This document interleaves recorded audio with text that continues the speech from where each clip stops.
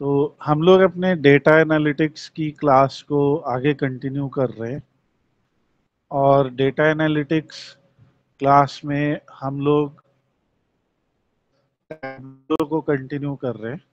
Tableau का basic introduction हम लोगों ने लास्ट में कर लिया था।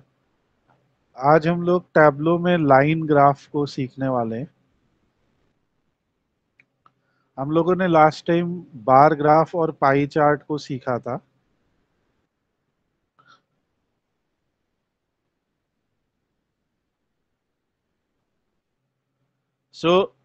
जैसा कि हमें पता है कि टैब्लो में जब हम डेटा को रीड करते हैं तो डेटा रीड होके मेजर और डायमेंशन के फॉर्म में आता है।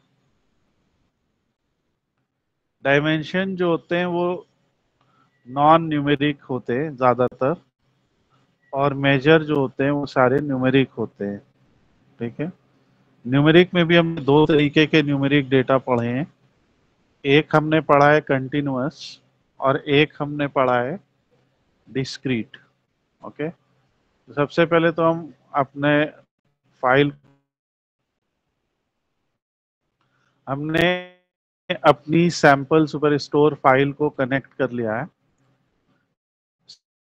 और सैंपल सुपर स्टोर फाइल में तीन अलग अलग शीट्स हैं। ओके, तीनों शीट जो हैं वो अलग अलग डेटा को रिप्रेजेंट करती हैं, पर ये तीनों शीट्स एक ही डेटा सेट का पार्ट हैं। तो जो ऑर्डर शीट है, अगर जैसे हम उसको यहाँ पे सिंपली ड्रैग करते हैं तो जो आप देखेंगे जो ऑर्डर शीट है उसके अंदर सभी ऑर्डर्स की मास्टर इंफॉर्मेशन है कि ऑर्डर आईडी क्या है, ऑर्डर हमारा कौन से कंट्री से आया, कौन से स्टेट से आया, उसकी शिपिंग डेट क्या है, शिपिंग मोड क्या है, कस्टमर की आईडी क्या है जिसने ऑर्डर दिया। ये सारी जानकारी यहाँ पे अवेलेबल है। ऑर्डर आईडी क्या है, हर एक ऑर्डर आईडी यहाँ पे 2 बार या 3 बार रिपीट हुई है। अगर आप देखेंगे ध्यान से, कुछ कुछ ऑर्डर आईडी एक ही बार रिपीट हुई है।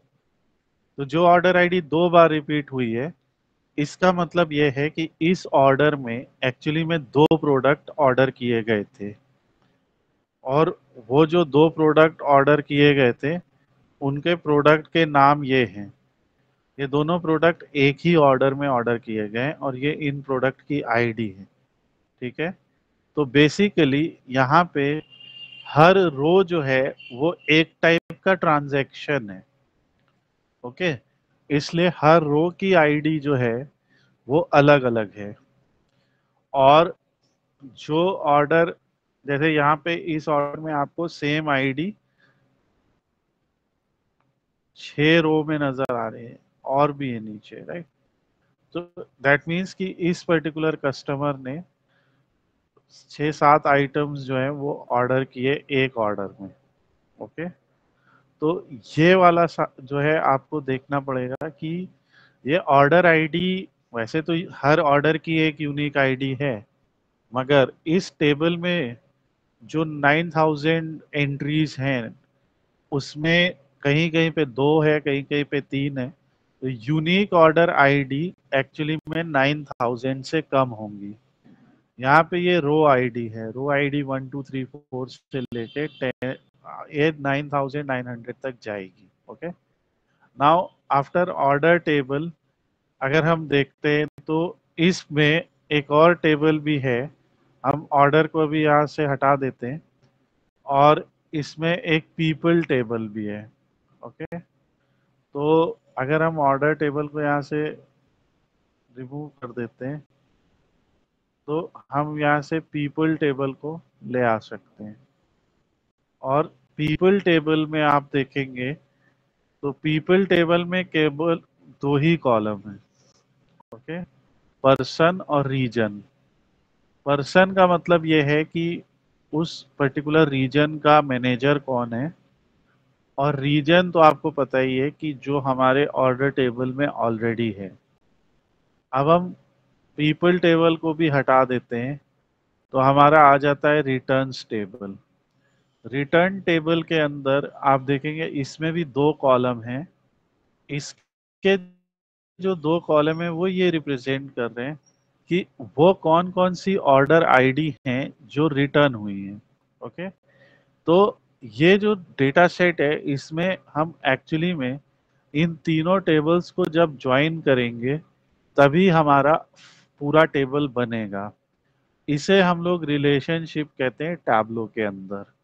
तो हम लोग क्या करते हैं कि यहाँ से पहले इसको रिमूव कर देते हैं। तो सबसे पहले देखिए ऑर्डर में ऑर्डर आईडी है जो रिटर्न के ऑर्डर आईडी के बराबर है। तो पहले हम ऑर्डर टेबल को यहाँ पे ड्रैग कर देंगे और यहाँ से आपको ऑर्डर आईडी दिखेगी और रिटर्न टेबल को भी हम यहाँ से ड्रैग कर देंगे। तो जब आप ये ड्रैग करके यहाँ पे लीव करेंगे तो अपने आप यहाँ पे एक रिलेशनशिप इस तरीके से आपको बनता नजर आएगा। ओके, और ये जो रिलेशनशिप है ये देखिए अपने आप फॉर्म हो गया और ये कह रहे हैं कि जो ऑर्डर टेबल में ऑर्डर आईडी है वो इक्वल है रिटर्न टेबल के ऑर्डर आईडी के। ओके, सो ऑर्डर टेबल की ऑर्डर आईडी रिटर्न टेबल के ऑर्डर आईडी के इक्वल है और इसी की वजह से क्या हो रहा है कि ये हमारा रिटर्न इससे ज्वाइन हो गया। ठीक इसी तरीके से जो पीपल है वो भी हम ज्वाइन कर सकते हैं। अब पीपल कैसे ज्वाइन होएगा, क्योंकि पीपल टेबल में अभी थोड़ी देर पहले हमने देखा कि पीपल टेबल में रीजन नाम का एक कॉलम है। ओके, ये देखिए रीजन, और ऑर्डर टेबल में भी रीजन है। तो जो ऑर्डर टेबल का रीजन है वो इक्वेट हो गया पीपल टेबल के रीजन के बराबर। अब यहाँ पे सिंपली क्या हो गया, अब हमारा जो पूरा डेटा सेट है वो क्रिएट हो गया। इस पर्टिकुलर डायग्राम को जो हमने बनाया है ये रिलेशनशिप डायग्राम है और इसे और कई जगह पे एंटिटी रिलेशनशिप डायग्राम या ईआर डायग्राम भी बोलते हैं। वो थोड़े से एक एसक्यूएल की चीज है, पर ये हमारा टैब्लो का रिलेशनशिप डायग्राम है। ठीक है, इससे हमारा कनेक्शन क्लियर होता है कि क्या क्या कनेक्शन है। किसी भी टेबल पे जब हम क्लिक कर देंगे तो वो वाली टेबल यहाँ के व्यू में लोड हो जाएगी। जो डेटा व्यू है हमारा उसमें वो टेबल लोड हो जाएगी। सो इस तरीके से हम किसी भी टेबल पे क्लिक करके उसका व्यू लोड कर सकते हैं। नाउ अब अगला पार्ट हमें ये करना है कि हमें शीट को ओपन कर लेना है। ठीक है, शीट जैसा हम लोगों ने लास्ट टाइम भी डिस्कस किया था, जो हमारे शीट होती हैं, शीट का काम होता है जब हम एक ग्राफ या एक विजुअलाइजेशन करेंगे तो वो शीट होती है हमारे लिए। ठीक है, फिर हम अगली शीट बना सकते हैं, वहां दूसरा ग्राफ या दूसरा विजुअलाइजेशन, तीसरी शीट में तीसरा एनालिसिस, और इस तरीके से करके हम फाइनल सारी शीट को मिला के एक डैशबोर्ड बना सकते हैं। वो आज हम लोग देखेंगे। नाउ अब हम लोगों का जो आज का टॉपिक है वो ये है कि बार ग्राफ। बार ग्राफ हम लोगों ने सीखा कि अगर हम वन मेजर ले लें तो इससे भी बार ग्राफ बन जाता है। सिर्फ एक मेजर है आपके पास अगर, तो इससे भी बार ग्राफ बन जाता है। मगर ऑप्शनल तौर पे आप और क्या कर सकते हैं, ऑप्शनल तौर पे आप वन मेजर वन डायमेंशन भी ले सकते हैं। ओके, तो सबसे कॉमन तरीके के जो बार ग्राफ हम लोग बनाते हैं वो वन मेजर और वन डायमेंशन से बनाते हैं। पाई चार्ट के लिए आपको वन मेजर और वन डायमेंशन चाहिए ही चाहिए। ठीक है, एक से ज्यादा डायमेंशन भी आप ले सकते हैं मगर वन मेजर और वन डायमेंशन आपको यहाँ पे चाहिए। तो बार ग्राफ और पाई चार्ट हमने लास्ट टाइम इसी तरीके से बना लिए थे। आज हम लोग सीखेंगे कि लाइन ग्राफ कैसे बनाएंगे। लाइन ग्राफ बनाने के लिए हम लोगों को वन डेट चाहिए। ठीक है, वन डेट फील्ड, और इसके साथ में हम लोगों को चाहिए वन मेजर, ठीक है। सिंपल टर्म्स में मैं बता रहा हूँ, वन डेट फील्ड और वन मेजर हमें चाहिए। ऑल्दो जहाँ पे बार हम बनाते हैं वहाँ लाइन ग्राफ भी हम बना सकते हैं, पर लाइन ग्राफ में वन डेट या वन टाइम रिलेटेड कोई फील्ड अगर होती है या एक कंटिन्यूअस वेरिएबल होता है, उसके साथ जो है ये ग्राफ बन सकता है। वो हम अभी सीखेंगे। इसके लिए जैसा आप देख रहे हैं कि जब कभी ऑर्डर किए गए, ये एक बहुत ध्यान से समझने वाली बात है, जितने बार यहाँ पे जब जब कस्टमर आया और उसने ऑर्डर किया, तो उस ऑर्डर डेट को यहाँ पे नोट कर लिया गया। जैसे 11 अगस्त 2016 या जो भी इनका फॉर्मेट है, ये चलो 12/6/2016, 11/10/2016, जो भी ऑर्डर आए वो सारे यहाँ पे नोट कर लिए गए। ठीक है, ये एक्चुअली में इन्होंने मंथ डेट वाले फॉर्मेट में दिया। तो मंथ 11 है, डेट 8 है, तो ये हुआ कि ऑर्डर डेट 8 तारीख की है, शिपिंग डेट 11 तारीख की है। ठीक है, तो 11 नवंबर को शिप हो गया। ठीक, ये हमारा पार्ट हो गया। अब इसके बाद जो है यहाँ से जब हम शीट को जो है लोड करते हैं, तो शीट को लोड करने के टाइम हमें याद रखना है कि हम ऑर्डर डेट को एक पर्टिकुलर एक्सिस पे रखें और जो दूसरा हमारा कॉलम है उसको, जैसे हम डेट वाइज सेल्स निकालना चाहते हैं या डेट वाइज प्रॉफिट निकालना चाहते हैं, वो हम लोग वहाँ। सो यहाँ से देखिए क्या हुआ, सिंपली जो ऑर्डर डेट है उसको हम ड्रैग करके कॉलम्स में ले आएंगे। ओके,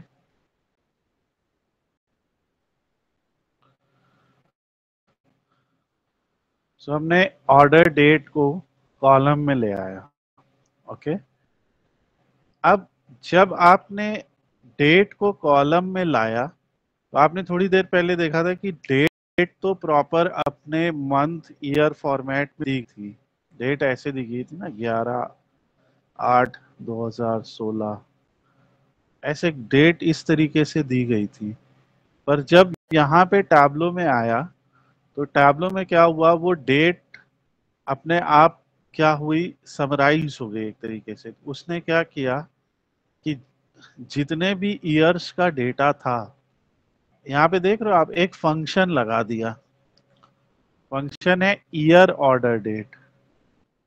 तो टैब्लो इस तरीके के फंक्शंस को भी सपोर्ट करता है, जिसको हम लोग आगे पढ़ेंगे भी। तो इसने ऐसे एक फंक्शन लगा दिया कि ये जो ऑर्डर डेट है इसमें से केवल ईयर वाला पार्ट निकालना है। ऑर्डर डेट में यूजुअली क्या है, देखिए मंथ भी है, डे भी है और ईयर भी है। सो अगर हम देखें तो इसमें मंथ भी एक फंक्शन होएगा, डे भी एक फंक्शन होएगा और ईयर भी एक फंक्शन होगा। ठीक है, तो अगर एक दी हुई डेट स्ट्रिंग से हमको सिर्फ मंथ निकालना है, तो हम लिख देंगे मंथ ऑर्डर डेट। ओके, ऐसा। तो जैसे यहाँ पे ईयर लिखा हुआ है, इस पे देखिए लिखा हुआ है डेट पार्ट ईयर, हम डेट पार्ट मंथ लिख सकते हैं। ओके, अगर हमें सिर्फ मंथ चाहिए, तो आप देखिए अब सारे मंथ आ गए। चाहे जितने भी साल का डेटा हो, मंथ तो वही 12 ही रहेंगे, राइट। और अगर आप चाहते कि जैसे डे आ जाए, तो डे 1 से लेके 31 तक जैसा है, तो ये 1 से लेके 31 तक डे आ गए। सो यहाँ से आप इसको चेंज कर सकते हैं। तो बाय डिफॉल्ट टैब्लो क्या करता है, ईयर जो है देता है। ओके, हमें स्मॉल में लिखना पड़ेगा ईयर। तो ये ईयर आते हैं, और क्योंकि ये ब्लू कलर में है, इसीलिए ये डायमेंशन के तरीके से काम कर रहा है। यहाँ पे हम सिर्फ ईयर को एज अ लेबल ले रहे हैं कि 2014 ईयर है, लेबल है 2015-16, ये सब है। समझे? इसमें सबसे इम्पोर्टेंट बात समझने की ये है कि टाब्लो के अंदर डेट को दोनों तरीके से इंटरप्रेट किया जा सकता है। आप डेट को एज अ डायमेंशन भी ले सकते हैं। डायमेंशन जैसे स्टेट का नाम या रीजन का नाम एक डायमेंशन है, उसी तरह आप इस डेट को एक लेबल मान के काम कर सकते हैं। और यहाँ पे ये भी, इसका एक और वर्जन भी है जहाँ पे आप यहाँ पे क्लिक कीजिए इस छोटे से एरो पे, और आप डेट को बदल के मेजर में भी चेंज कर सकते हैं।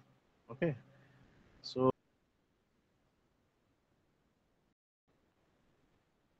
यहाँ पे जैसे जब हम क्लिक करेंगे तो एक ईयर ये लिखा हुआ है, तो ये डायमेंशन है, और एक ईयर ये लिखा हुआ है, ये मेजर है। तो हम क्या करने वाले, मंथ ले लेते हैं यहाँ पे। ओके, अब आप सोचिए कि अगर 4 ईयर है हमारे, ठीक है, इसका अंतर कैसे पता लगेगा? अगर हम एज अ डायमेंशन लेते हैं, मान लीजिए हमने डेट एज अ डायमेंशन लिया, सो इसमें क्या होगा, 4 इयर्स हैं हमारे, चाहे 4 ईयर हो चाहे 40 ईयर हो, मंथ जो है वो 12 ही रहेंगे, क्योंकि वो समरी करेगा कि सारे ईयर का मिला के जनवरी में कितनी सेल हुई, सारे ईयर का मिला के फरवरी में कितनी सेल हुई, इस तरीके से। पर अगर आप डेट को एज अ मेजर लेते हैं, जो कि ग्रीन कलर से रिप्रेजेंट होता है, तो यहाँ पे 4 इयर्स में टोटल कितने मंथ हो जाएंगे, 48 मंथ। क्योंकि ये क्या करेगा, ये समरी नहीं करने वाला है, ये हर एक ईयर के हर एक मंथ को एक एंट्री पॉइंट मानेगा एज अ मेजर में, और एज अ डायमेंशन में वो हर एक मंथ को, वो चारों ईयर के मंथ को एक मंथ मानेगा और उसका समरी करके डेटा देगा। सो ये चीज क्लियर है या नहीं? अगर हम डेट को देखिए और बदलेंगे कैसे, यहाँ से अगर आप ऊपर ये वाला मंथ सेलेक्ट करते हैं, ये ब्लू हो जाएगा और अब आपको 12 एंट्रीज दिखेंगी, और ये सब लेबल आ रहे हैं जनवरी फरवरी। पर जब आप इसको एज अ मंथ देंगे तो ये एंट्री पॉइंट आ गए 1 2 3 4 से लेके 48 तक। ये चीज क्लियर है या नहीं? हाँ सर, क्लियर है। सो जब भी आप एनालिसिस कर रहे हैं, ये ध्यान रखिए, अगर आपको समराइज करना है कि चारों सालों में क्या हुआ, चारों साल में हर मंथ में कितनी कितनी सेल आई, चारों साल का कंबाइंड डेटा दिखाना है, तो आपको उसे एज अ डायमेंशन सेलेक्ट करना है। अगर इंडिविजुअली चारों साल के एक एक मंथ का अलग अलग दिखाना है, तो उसे आप एज अ मेजर सेलेक्ट करिए। अब आपको क्या करना है, आफ्टर सेलेक्टिंग दिस, आप एक दूसरा कॉलम ले लीजिए, जैसे सेल्स है फॉर एग्जाम्पल। तो जब हमने सेल्स को देखो ये किया ड्रैग, तो क्या हो गया कि एक लाइन ग्राफ बन गया। ओके, ये लाइन ग्राफ क्या दिखा रहा है कि हर मंथ में जितने भी मंथ निकले हैं, हर मंथ में कितनी कितनी सेल हुई है। यहाँ पे ये लाइन लाइन से ये पता चल रहा है कि बढ़ना घटना किस तरीके से हुआ। ओके, इसी की जगह पे अगर हम मंथ को वापस से ब्लू या डायमेंशन वाला ले लेंगे, तब भी लाइन ग्राफ ही बनेगा, मगर ये और ज्यादा समराइज्ड है। ये क्या कर रहा है कि आज तक जनवरी में टोटल 94,925 की सम ऑफ सेल हुई है। ओके, सम ऑफ सेल हुई है। यहाँ देख रहे फरवरी में 59,000 की सम ऑफ सेल हुई है टोटल। और अगर इसी को हम वापस से चेंज कर देते, तो ये आपको दिखाएगा चारों साल में हर एक साल के हर एक मंथ में कितनी हुई। ओके, वो क्या कर रहा है, सारे जनवरी जोड़ दे रहा है। अब एक इम्पॉर्टेंट सेकेंड चीज ये है कि जब टैबलो में हम लोग किसी भी मेजर को ड्रैग करते हैं, ठीक है, जैसे मान लो हमने प्रॉफिट को ड्रैग किया, तो ये बाय डिफॉल्ट क्या करता है, उसका सम कर देता है।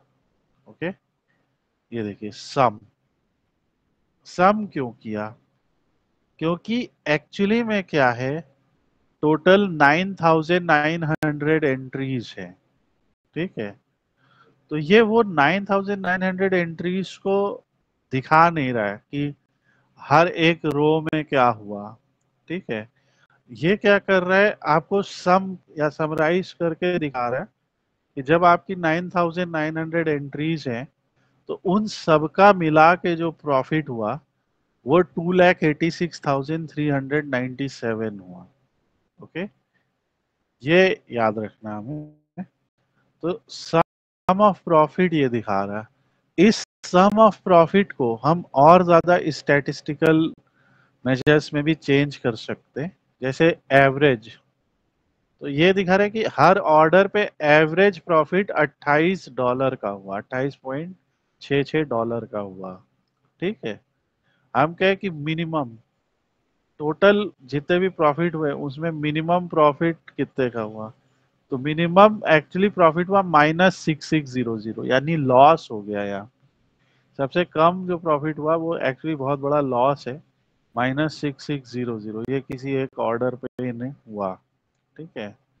मैक्सिमम प्रॉफिट, लाइक एक ऑर्डर पे मैक्सिमम प्रॉफिट कितना हुआ, तो मैक्सिमम प्रॉफिट इन्हें हुआ $8,400 का। कोई एक ऐसा ऑर्डर होगा जिसमें मैक्सिमम प्रॉफिट हुआ, ठीक है। तो जब भी हम कोई ग्राफ बनाते, बाय डिफॉल्ट उस मेजर का सम का ही ग्राफ हमें दिखाई देता है, but you can also drag it to show कि आप उसमें, जैसे हम जानना चाहते हैं हर मंथ में एवरेज प्रॉफिट क्या क्या रहा, तो ये देखिए यहाँ पे कहानी थोड़ी सी बदल गई, राइट।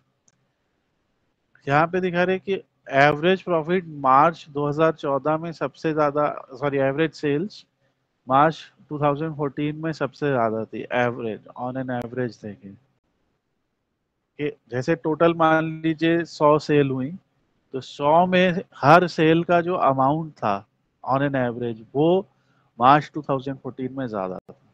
तो आप देखेंगे कि जब आप इनको बदलेंगे तो आपका ग्राफ भी बदल जाएगा, मीडियन सेल कितनी हुई, ठीक है। और यहाँ पे आप देख सकते हैं काउंट ऑफ सेल कितनी हुई, ओके। एक तो हो गया सेल, काउंट ऑफ सेल की टोटल, जैसे यहाँ पे दिखा रहे कि सबसे ज्यादा सेल 459 और ये हुई 462, तो दिसंबर 2017 में 462 टोटल सेल्स हुई। तो ये सारी चीजें आज आप करेंगे और ऐसे ग्राफ्स बनाएंगे, ठीक है। हम वापस इसको सम ऑफ सेल्स पे ले आते हैं। यहाँ तक का आपको क्लियर है? हाँ सर, क्लियर है। अब जो ये शीट है इसको हम रीनेम कर लेते हैं। ये क्या, ये शीट क्या है, ऑर्डर डे, ये है order date wise sales and profit, अभी इसका नाम रख लेते हैं। अब टैब्लो में क्या होता है कि ऐसा जरूरी नहीं कि आप एक ही डायमेंशन एक ही मेजर के साथ काम करिए, ठीक है। आप मल्टीपल डायमेंशन मल्टीपल मेजर के साथ काम कर सकते हैं। तो हमारी अभी जैसे जो एक डायमेंशन है वो तो हमने फिक्स कर दी और वो हॉरिजॉन्टली ऐसे दिखाई भी दे रही है। पर अगर हमारी सेकंड, हम मेजर को लाना चाहते हैं, हमारा एक मेजर सेल्स है, सेकंड मेजर को हम लाना चाहते हैं जो कि प्रॉफिट है, तो अब अगला आपके लिए इम्पोर्टेंट पॉइंट ये है कि इस प्रॉफिट को हम कहाँ कहाँ ड्रैग करके ले जा सकते हैं। एक तो आप प्रॉफिट को ये रो के साइड में ऐड कर सकते हैं। तो जब आप रो के साइड में प्रॉफिट को ऐड करेंगे तो ये क्या करेगा, दो ग्राफ बना देगा। एक graph order date versus sales का है, ये ऊपर वाला, और एक graph order date versus profit का है, ये नीचे वाला, ओके। इससे क्या हो रहा है कि इससे हमें पता चल रहा है कि हर मंथ में जब सेल थी 14,000 तब प्रॉफिट था 2,450। जैसे इसमें लेते हैं, जब सेल थी नवंबर 2015 में 75,993, तो ये था 12,475, ठीक है। इस तरीके से आप पता कर सकते हैं, ये एक तरीका है, ओके। पर इस तरीके में क्या है कि आप देख रहे हैं कि दोनों के जो स्केल है, ठीक है, देखो सेल का स्केल क्या है, 0 के से 100 के, यानी कि 0 रुपीज से लेके 1 लाख, अगर वैसे तो ये डॉलर में, तो $0 से 1 लाख तक, ठीक है, सेल का ये स्केल है। और प्रॉफिट का स्केल जो है वो केवल $20,000 तक ही है। ओके, जैसे यहाँ पे 17,000 है, तो ये इसका मैक्सिमम स्केल है। तो इसी ग्राफ को हम लोग एक और तरीके से बना सकते हैं। ये मैं यहाँ से डुप्लीकेट कर ले रहा हूँ, तो आप शीट्स को डुप्लीकेट भी कर सकते हैं। ओके, डुप्लीकेट में होगा वही सेम अरेंजमेंट, आपका डुप्लीकेट हो जाएगा। अभी हम प्रॉफिट को हटा देते हैं यहाँ से। जैसा हमने कहा, एक तो आप ड्रैग करके यहाँ पे ले जा सकते हैं। ओके, ये लिखा भी है, ड्रैग डायमेंशन और measure here to double click to start a new calculation. दूसरा क्या है, ध्यान से देखना, ठीक है, कहाँ पे ले जा रहे हैं।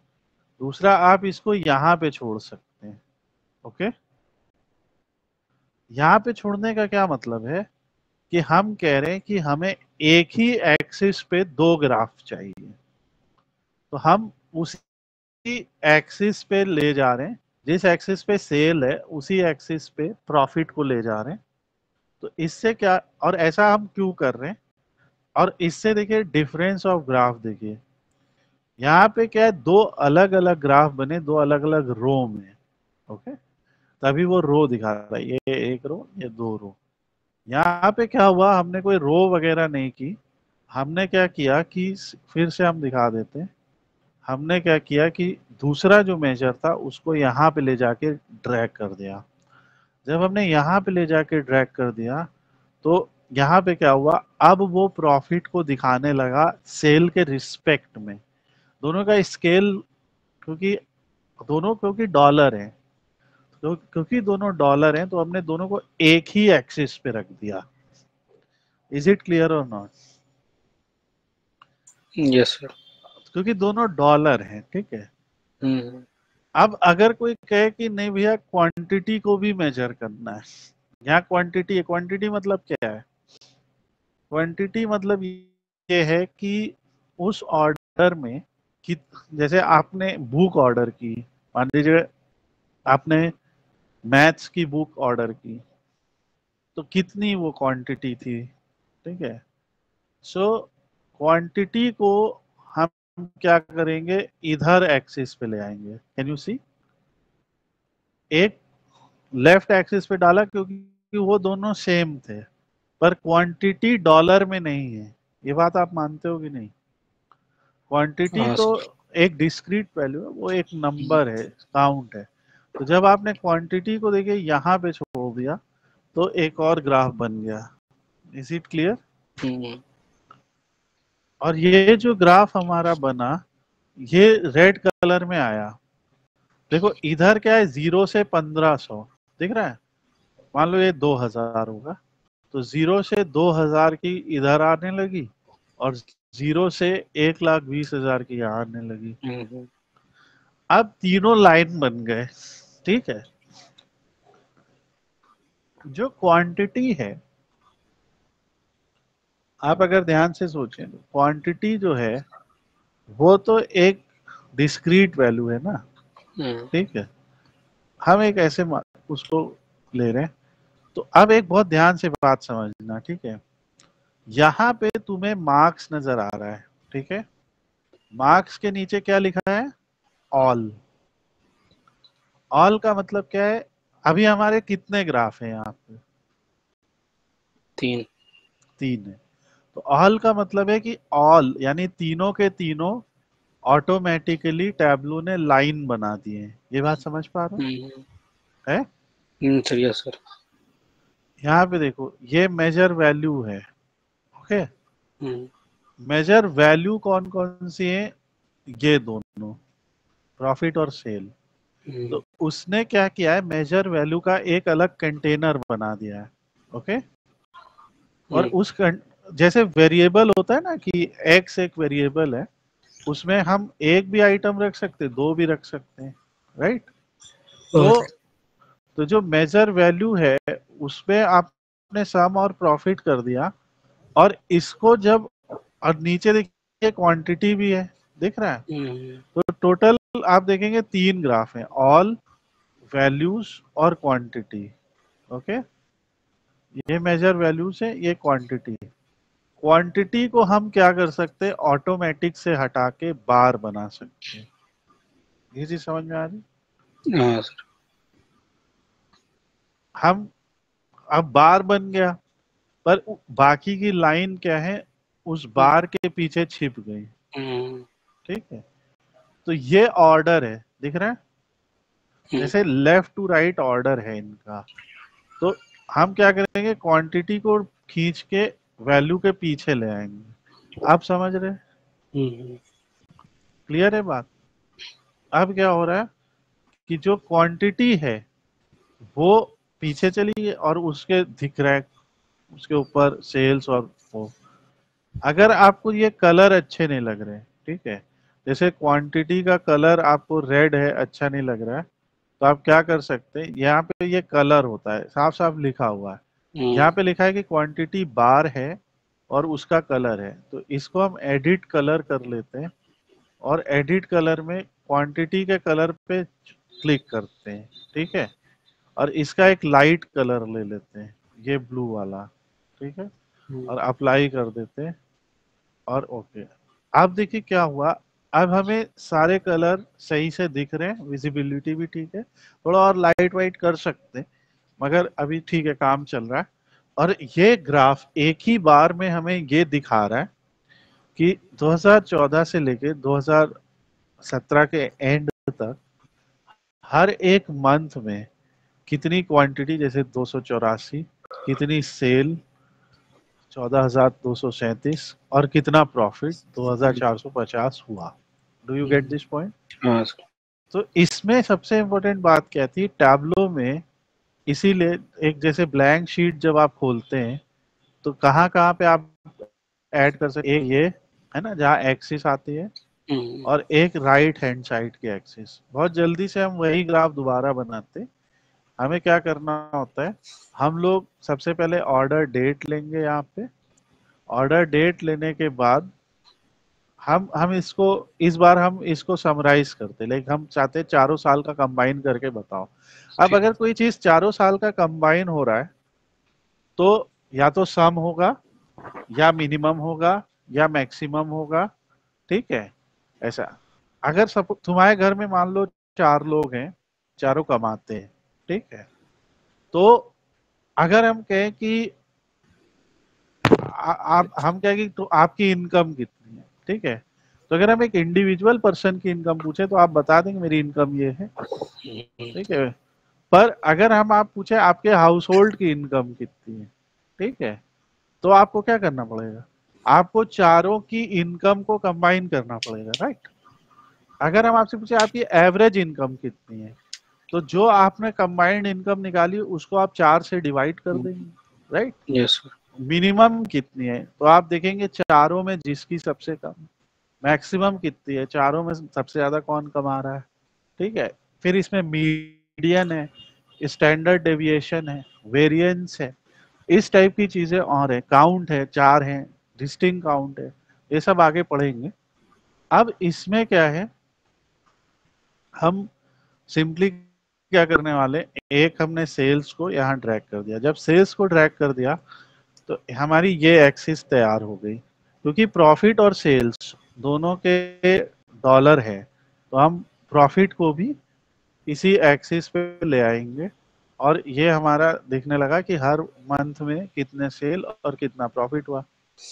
यहाँ पे हमें दिखा था कहीं कहीं प्रॉफिट नेगेटिव है, राइट, हम्म, क्योंकि ये सम ऑफ प्रॉफिट था, पर हमें दिख रहा है एवरेज प्रॉफिट जो है वो नेगेटिव नहीं है। ओके, एवरेज प्रॉफिट जो है वो पॉजिटिव ही नजर आ रहा है। दैट मीन्स कि यस, उस इंडिविजुअल मंथ में हुआ होगा लॉस, मगर आगे के, जैसे किस मंथ में हुआ था, ये था month January 2015, but other Januarius में इतना प्रॉफिट हुआ कि उसने इस लॉस को एटलीस्ट कवर कर लिया। ठीक है, ये हो गया। अब तीसरी चीज क्वांटिटी है, उसको इधर के एक्सिस पे जब ये लाइन आ जाए, ऐसे आपको एक लाइन लानी पड़ेगी, वो लाइन जब आ जाए उस पर आप ड्रैग कर दीजिए। जब आप ड्रैग कर देंगे तीनों लाइन बन जाएंगे। क्वांटिटी को हम ड्रैग करके पीछे रख देंगे और हम कहेंगे कि जो हमारी क्वांटिटी है उसको यहाँ से हम ऑटोमेटिक की जगह बार बना देते हैं और ये आपका ग्राफ बन गया। कलर बदलना है तो यहाँ से जाओ, एडिट कलर करो। ओपेसिटी भी बदल सकते कलर की जगह, तो ओपेसिटी बदलने से ये एक ज्यादा मीनिंगफुल ग्राफ है, राइट। तो इसको हम लोग सेम एक्सिस या मल्टी एक्सिस पे दिखा सकते हैं और इस तरीके से बना सकते हैं। ये इसके आगे की जो चीजें हैं वो हम लोग आगे डिस्कस करेंगे। पहले हम चाहेंगे कि ये सारा कुछ आप बनाएं, ठीक है। अब इसमें एक फाइनल चीज और बताते हैं, जैसे ये देखो यहाँ न्यू वर्कशीट लिख के आ रहा है, यहाँ न्यू डैशबोर्ड लिख के आ रहा है। ओके, तो जो डैशबोर्ड होता है वो ये है। डैशबोर्ड का क्या है, यहाँ पे एक साइज है। कंप्यूटर के जो स्क्रीन होती है उसके डायमेंशन पिक्सल में होता है, ठीक है। तो जैसे इसकी हाइट, इसकी ये रिपोर्ट है, तो इसकी विड्थ देखो हम बढ़ा रहे हैं तो ये बढ़ रहा है।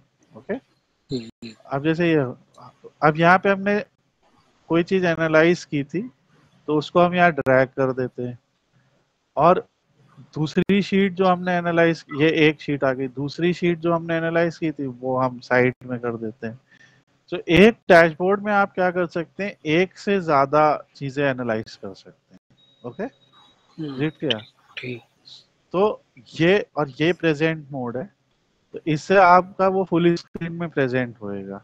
ओके, ये हमारा order date wise sales and profit है विदाउट समराइजेशन। ये ऑर्डर डेट एंड प्रॉफिट है फॉर एवरी मंथ। ओके, ऐसे आप सपोज करिए 4 ग्राफ बनाते, 5 ग्राफ बनाते, तो आप 5, जैसे एक और भी यहाँ लाना चाहते हैं मान लीजिए, तो हम यहाँ पे नीचे ला सकते हैं। ओके, इसको भी लाना चाहते हैं तो हम इसके नीचे ला सकते हैं। ऐसे करके एक डैशबोर्ड बनता है, ऑल्दो मीनिंगफुल होता है। हम लोग तो अभी रैंडमली कोई भी ड्रैग कर दे रहे हैं। तो जैसे हम लोग क्या करते, सारे पहले सेल्स के बना लिए, सेल्स डैशबोर्ड हो गया, फिर प्रॉफिट के बना लिए, प्रॉफिट डैशबोर्ड हो गया। तो वो सब आगे वीडियोस के थ्रू हम सीखेंगे। तो इतना जो है आप करिए। और दूसरी चीज, आपको टैबलो पे एक अकाउंट भी बनाना है, ठीक है। जब आपने डाउनलोड किया होगा मोस्ट प्रोबेबली आपका अकाउंट बन गया होगा टैबलो पब्लिक पे। टैबलो पब्लिक पे जो आपने अकाउंट बनाया वहां पे जाइए और इसे सेव टू टैबलो पब्लिक कर दीजिए, ठीक है। यहाँ पे आपका ये आईडी पासवर्ड पूछेगा, आप ये आईडी पासवर्ड यहाँ पे मेंशन कर दीजिए, और आईडी पासवर्ड को मेंशन करने के बाद आप जो है यहाँ पे लॉगिन कर लीजिए। तो ये आपका टैबलो पब्लिक प्रोफाइल पे सेव हो जाएगा। इसका प्रोसेस आगे हम लोग और डिस्कस करेंगे, क्योंकि टैबलो पब्लिक एक फ्री वर्जन है, और फ्री वर्जन में हमें अपनी वर्कबुक, इसे वर्कबुक कहते हैं, वर्कबुक को अपने कंप्यूटर पे सेव करने का ऑप्शन नहीं आता है। ओके, कहाँ पे सेव करने का आता है, टैबलो के पब्लिक पे। ओके, तो आप टैबलो पब्लिक पे कर दीजिए। अब जैसे एक्सपोर्ट पैकेज वर्कबुक भी हम कर सकते, तो वो सब चीजें भी आगे सीखेंगे। जैसे ये देखिए ये क्या फाइल बनती है, Tableau package workbook TWBX file. Okay, और ये सब चीजें, तो इसको हम आगे और सीखेंगे। इतना करके बताओ क्या दिक्कत आती है, देन विल डिस्कस। ठीक है, ठीक।